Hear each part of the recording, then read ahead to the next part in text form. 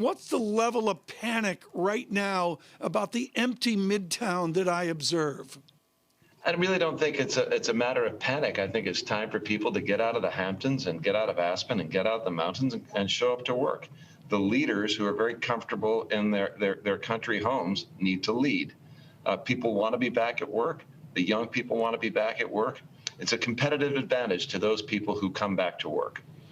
It's maybe an elitist thing. I take your point on the fancy people are at the fancy properties, and the people that work for them, do they want to go to the office as well, or do they want to be at home?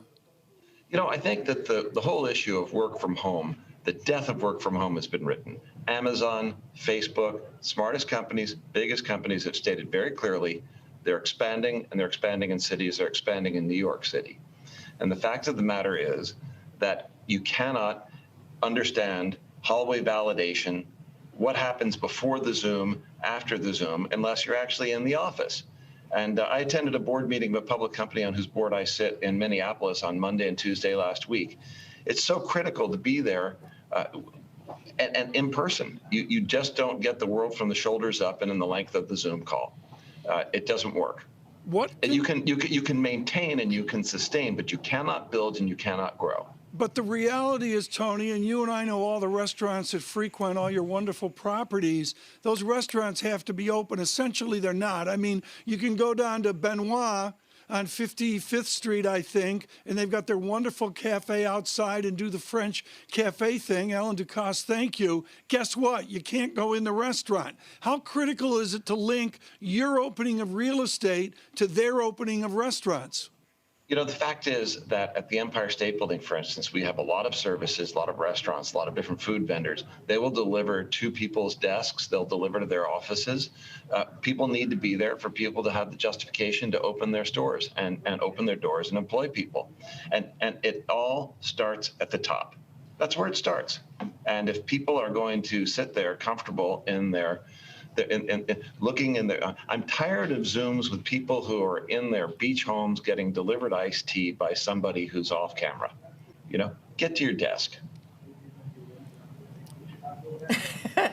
And I take your message on board, Anthony. I'm not in New York. I'm not in the Hamptons. I am in London, but I am in my house. And part of that is to do with keeping occupancy of office space down. It might be possible for some people to go back to offices, but do you accept that we're going to be in a sort of new normal situation in some of these big world cities where not everybody can go back at the same time? Not yet. I think we've got 4 phases: lockdown, pre-therapy vaccine, post-therapy vaccine, and then cleanup and replanting the field, if you will. We're definitely in that phase 2 right now, and we've got a ways to go till we get to phase 3. So there absolutely are, quote, new temporary normals, unquote, and we have to adjust and address that.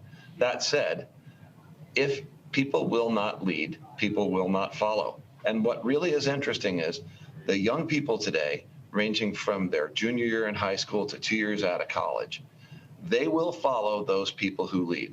And those people who sit at home will remain at a competitive disadvantage from those people who show up and work. So the bottom line is, hey, look, you need indoor environmental quality. It has been a major factor of all of our work in the over $1 billion we spent modernizing our portfolio in New York City, making it energy efficient, MERV 13 filters, ventilation, ion transfer, air purification. We have a benefit in our buildings of the fact that they are older, so they didn't used to have centralized air conditioning systems. Consequently, fan rooms are located per floor. You're not recirculating the air for the entire building when you cool or heat an individual floor. That said, you can make these changes, you can make these adjustments, and people need to adjust and adapt. That's true. That doesn't mean that you don't try and you don't start. Those people who do are going to win. So, Anthony, what do you think people are afraid of? The managers you say aren't coming back. Are they afraid of the virus, or are they afraid of the legal system, perhaps, and the legal implications of bringing people back if it isn't entirely safe? You know, you make a really good point. This whole issue of liability capping is so critical. You cannot take a look at, let's say, what happened in New York City and compare it to what happened in Miami. Miami happened several months after what happened in New York City. The lessons learned in New York City have helped everyone else in the world. It's nobody's fault that these things occurred when we didn't know what was going on. Now that you do know what's going on, however, you have to take prudent steps. wear a mask, have your distancing, have your cleaning, do the appropriate measures. That said, it is a matter where you can operate at the occupancy which is allowable. We're operating at the Empire State Building Observatory right now. We've got the same ventilation there, depending upon the density that we planned for visitors there. The fresh air Right. comes into that space 3 to 22 times an hour. Very quickly here, Tony Malkin, last question. What portion of rents are not being paid? So in July, we reported 91% collection, lower in retail than in office.